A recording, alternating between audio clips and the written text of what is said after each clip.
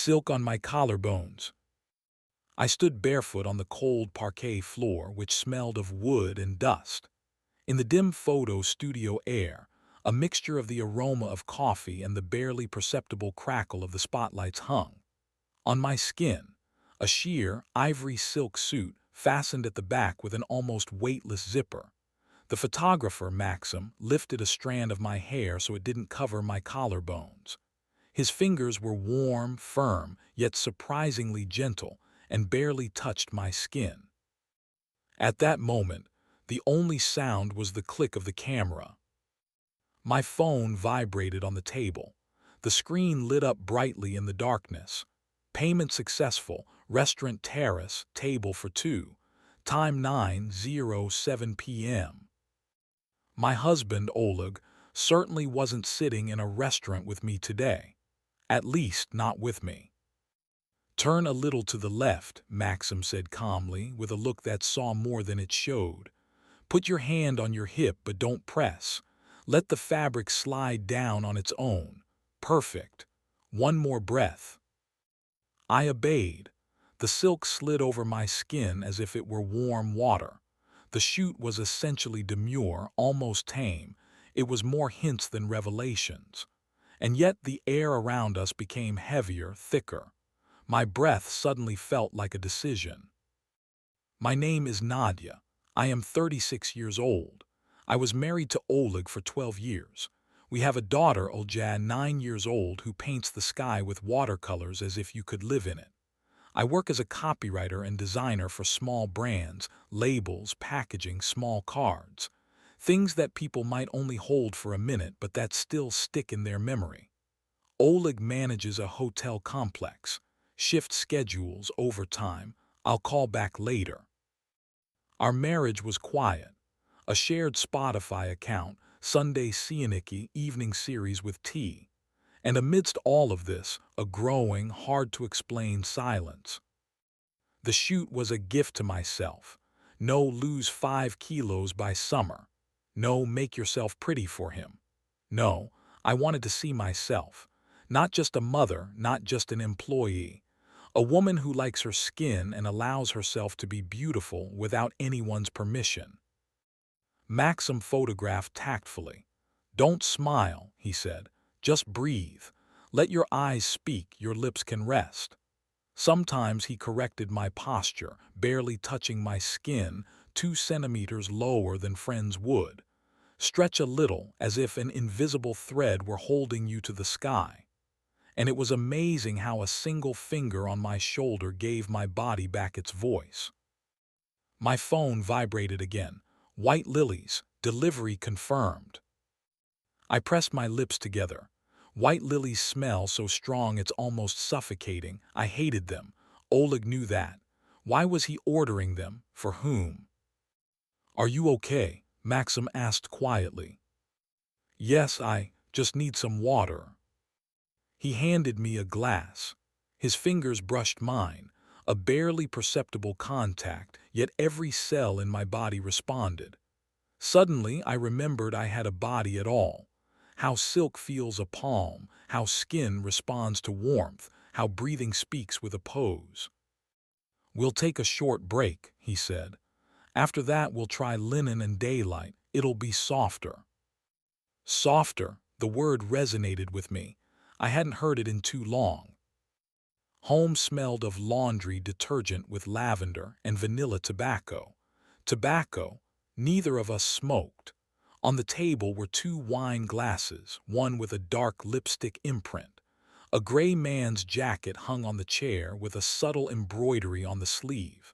A halved lime lay on the kitchen counter. We hadn't had a drink with lime in years.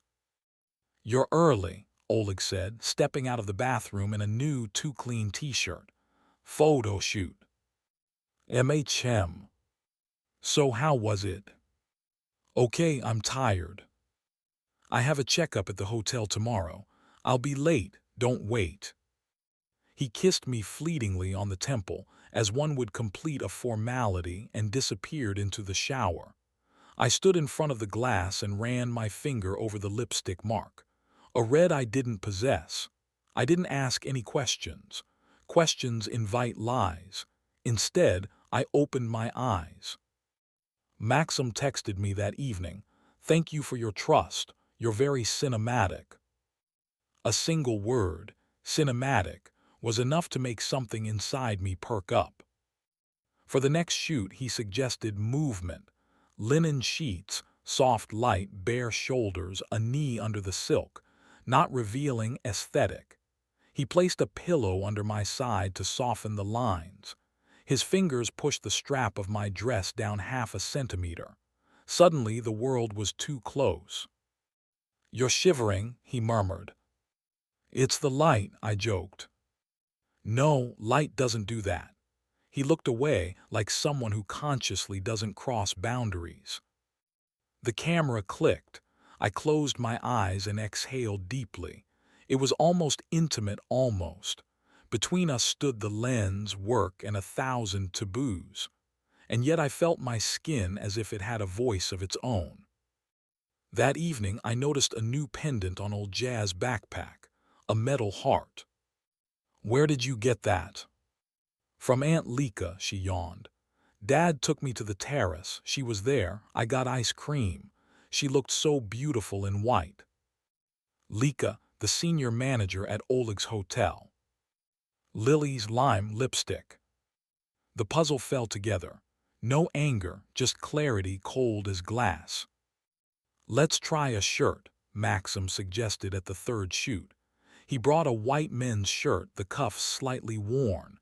"Please don't button it all the way. I want your neck to breathe." I put it on. The fabric slid over my collarbones as if it were woven for me. Maxim stepped back, looked through the lens, and smiled almost tenderly. "Exactly like this. Don't do anything with your hands, just let them rest." I sat on the windowsill, knees drawn up, neck bare. There was only air beside me, a warm heaviness in my chest that I couldn't hide. Maxim captured it, not his fantasy, but my truth. Then my phone vibrated. A message from Lika. "Oleg, thank you for the evening. You can listen." Apparently, wrong sending, or the world had had enough of drama. I switched on airplane mode, and myself. On Sunday, I placed a pear cake on Oleg's table, his favorite. I wore the simple black dress with a low back. Underneath, a silk ribbon that no one could see. Sometimes it's enough to know. "Sit down," I said. "Wow, what a party." He sat down, placing his phone upside down on the table as usual. "I know about Lika," I began. "About the terrace, about the lilies." He blinked, but he didn't seem surprised. "This is business." "No, this isn't business. We were just talking." The lipstick mark on the glass wasn't just conversation. Neither was the lime scent. He ran his hand over his face. "It's complicated." "No, it's simple. You were silent, I'm speaking." The silence between us was like a crystal vase, beautiful but shattered at the slightest blow. "I love you as the father of our daughter, but marriage means faith, and I don't believe you anymore." There was no remorse in his eyes, only weariness. "Do you want to leave?" "We're separating, but in a way that Alia knows. We love her both. But a home with lilies, that's no longer there." He nodded too quickly, as if trying to wipe away tears. "And this photographer?" he asked suddenly. He only showed me myself, and you showed what was missing." "Divorce without war, that's like walking across a long bridge without looking down." We agreed quickly. Alia stayed with me. Oleg was given visiting hours, not spontaneous, just an hour. I didn't turn the apartment into a museum of the past. I didn't throw away his shirts. I just stopped mistaking habits for feelings. Maxim sent me the first photos. I opened the laptop and watched for a long time, light on my skin, lines I usually overlooked in the mirror. Not a hint of cheapness. Just breadth, shoulders, a look not submissive but a choice. In one image, silk slid down my knee and my heart leaped, not out of eroticism but of recognition. That's me. May I keep them? I wrote. They're yours, he replied. And one more thing, you can hear yourself, that's rare. I closed the laptop. For the first time in months, I fell asleep without waiting for someone to whisper on the balcony. A week later, Lika wrote, I'm sorry, I didn't mean to ruin anything. I didn't reply, not out of pride, but because apologies are just like tape on broken porcelain. Oleg suddenly arrived on time, picked up Alia from school. He helped her with math.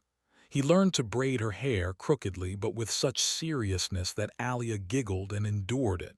He tried to stop lying. It was his way, not mine.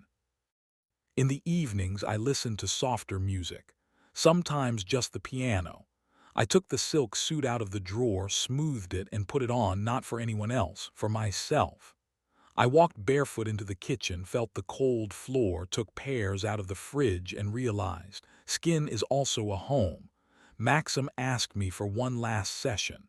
It's not necessary, he said, but sometimes closure helps. The studio was empty, only one light. We took 3 photos, in a white shirt, in a black sweater, and simply with a coffee cup by the window. No silk, no poses, just eyes. That's the best, he said. Why? Because you're not acting here, you're breathing. I held the cup with both hands. It was warm and felt. I didn't need sharper images. I had found my image, not through a man, through me. Maxim touched my hand briefly, barely noticeably, like a period at the end of a sentence. Thank you. For what? For not confusing shooting with rescue. That evening, Olja and I baked cookies. She sprinkled cinnamon over them and asked seriously, Mom, would you always smile now? Always? No, that would be weird. Okay, but often.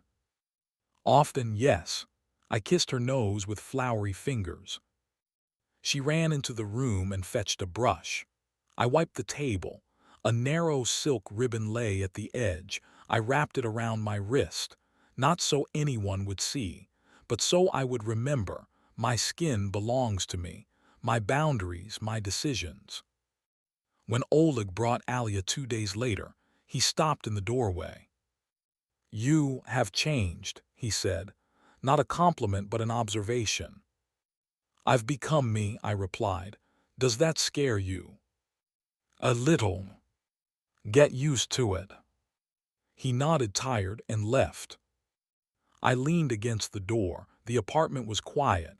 It smelled of coffee, of cinnamon, and of me. This silence wasn't an absence, it was my space. Sometimes the memory comes back. How silk slips down my thigh, how someone else's lipstick leaves a mark on glass, how a cell phone flashes at the wrong moment. But now, when that happens, I sit by the window, place my hands on my knees, and breathe calmly like during a photo shoot, up through my collarbones, and back to myself. And when you've read to the end, write to me. What is more intimate for you, a kiss or the truth? Do you think silk on a woman's skin can give her back her voice? I read everything. Take care of yourselves, and be careful how you are touched, including with words.